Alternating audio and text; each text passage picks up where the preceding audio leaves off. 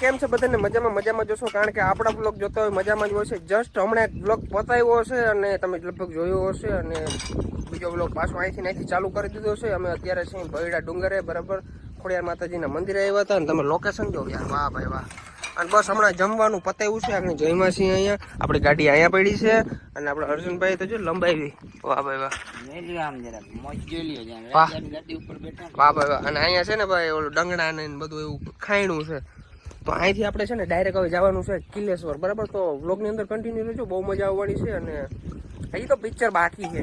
તો હવે અમે લોકો છે ને ભાઈ સર્ચ મારીને છે કે કિલેશ્વર કઈ બાજુથી જવાય. મેં તો જોયું તો છે પણ કઈ બાજુથી હેલું પડે છે ને એ અમે જોઈશું. અને અર્જુનભાઈ મસાલો બનાવે છે, વાહ વાહ, કટકાથી દાંત ખોતરે છે. તો આપણે જોઈ લઈએ બરાબર કઈ બાજુ જવાનું છે. કલાક દોઢ કલાક આપણે મસ્ત મજાની રીલ્સ જોઈ છે, આરામ કર્યો છે અને આ જગ્યાએ મારા પપ્પા તો ઘડીક વાર હોઈ ગયા હતા અને કોમલ બોમલ ને બધા મારા મમ્મીને એકદમ કમ્પ્લીટ થઈ ગયા છે ને. હવે આપણે ડાયરેક્ટ નીકળી કિલેશ્વર તરફ.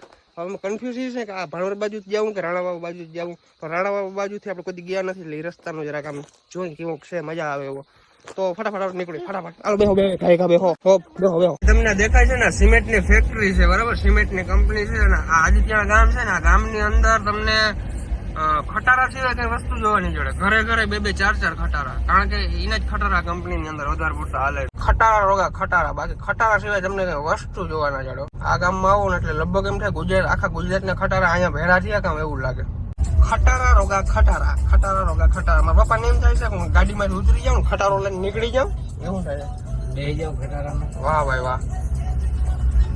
ભાઈ અહીંયા તો ફાટક બંધ છે ભાઈ. અમારા નસીબ એકદમ ખરાબ છે. હું ગમે ત્યાં જાઉં ને ફાટક બંધ જ હોય બરાબર. ટ્રેન તો હમણાં વહી ગઈ છે પણ ટૂંકમાં છે ને ફાટક હજી ખુલતી નથી યાર. ખોલો યાર, વેલા ખોલો ભાઈ. એનો રસ્તો તમે જોઈજો, બે બાજુ જંગલ અને વચમાં રસ્તો છે ભાઈ. અહીંયા રાતના એકલા આવે ને તો બહુ બીક લાગે ભાઈ. આ તો ફેમિલી ભેળી હોય ને એટલે વાંધો ના આવે. બાકી રાતે ભાઈ એમ કે ને કે હાવજના જડબા સીરી નાખે ભાઈ મારા, કઈ કામનું નહીં ભાઈ. વાતું થાય વાતું.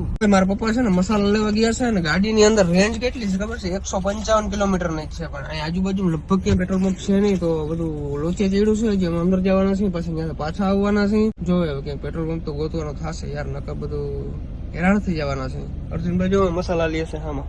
તો ભાઈ આપણે કિલેશ્વર ના રસ્તે ચડી ગયા છીએ. ડુંગર ની અંદર થી એકદમ રસ્તો જાય છે બરાબર ને ચડવાનું જ છે. અહીંથી વાહુથી ચડવાનું જ છે, ઢાળ ક્યાંય આવવાનો છે નહીં.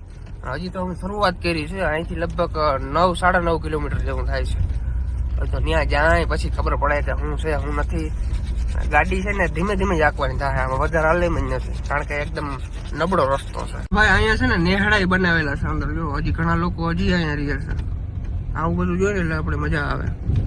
ઓહો ભાઈ, બહુ અંદર આવી ગયા છીએ અમે લગભગ 8-9 કિલોમીટર અંદર આવી ગયા છીએ બરાબર, જંગલની અંદર. હજી આમને રસ્તો પડ્યો જાય છે. અને ભાઈ આ ચોમાસામાં આવો એટલે તમને બહુ મજા આવે, કારણ કે અત્યારે છે ને બધા ઝાડવા સુકાઈ ગયા છે. પણ ચોમાસામાં કાંઈ કઈ વસ્તુ જ આખી અલગ હોય ભાઈ, નેચરલ વાતાવરણ છે એકદમ. ફાઇનલી ભાઈ આપણે મહાદેવના મંદિરે પહોંચી ગયા છીએ. અને જો આ ગેટ છે, આ ગેટની નીચે જઈને એટલે મંદિર ને બધું એવું બધું ઘણું બધું છે. નદી છે ને લગભગ કદાચ છે ને મગર પણ હશે, હું તમને બતાવું હાલો.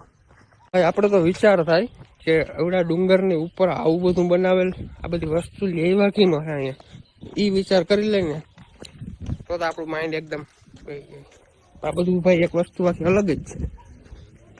વાહ ભાઈ વાહ, શું નજારો છે. તો ભાઈ અહીંયા છે ને તમે જો કેટલા બધા કાચબા બેઠા છે અને એક મગરે બેઠો હોય, દેખાય તમને? વાહ ભાઈ વાહ. હવે આ કાચબા છે ને બધા ભાગવા માંડ્યા જો આ. અમે જેમ નજીક જાય ને એમ કાચબા ભાગી જાય. વાહ ભાઈ વાહ.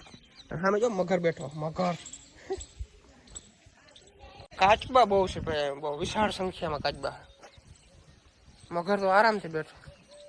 મગર આગળ તમને બીક નથી લાગતી હોય? મગર છે ઓળખતી ના હોય, પારખતી ના હોય તો એ કથા કરવા બેસી જાય. એ બધું છે ભાઈ, એને કહેવાય બાયું. હવે તો હાસી બાકી આજ સુધી તમે બધી ખોટી જ વાતો કરી, આજ હાસી મને ખબર છે. મો લેવાઈ ગયો આજ તો જતા હાવ કાળી પડી ગઈ છે. વાહ, એ વસ્તુ છે. બધું પૂછી લ્યા. ના ઓલા મારે કેમ રૂપિયા ના લઈએ. મેં કીધું હાલી 100 રૂપિયા પ્રેમથી બાઈ કે તો બાઈ કે ના લઈએ. એને પગાર એને 25,000 પગાર, તેમાં 12,000 છે ને કોઈ કે 8,000 ને આ બધું 10,000 12,000 જણું 15,000.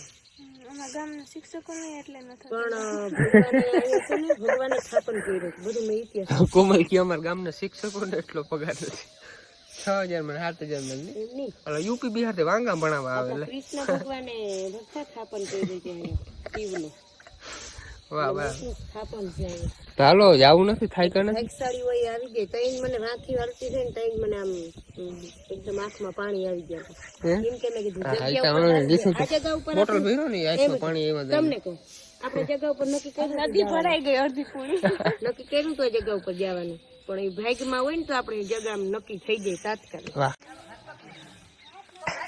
મારી મમ્મી કે હાથ પકડી લ્યો હવે વ્લોગ ઉતારવાનો છે હાલો ને બાપા આને તમે ગઈઢા થયા ગઈઢા હવે તો ધ્યાન રાખો કે હાથ મૂકે છોકરા જોઈશે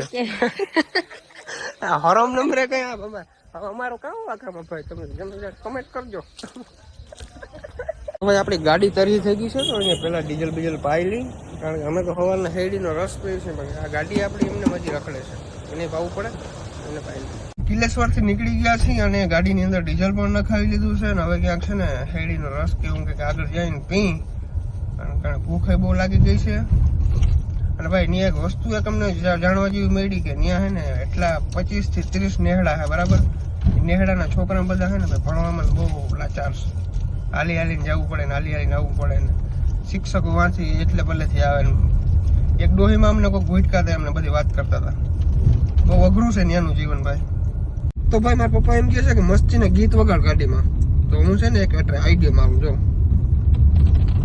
મારા બાપને ગમે એવા ગીત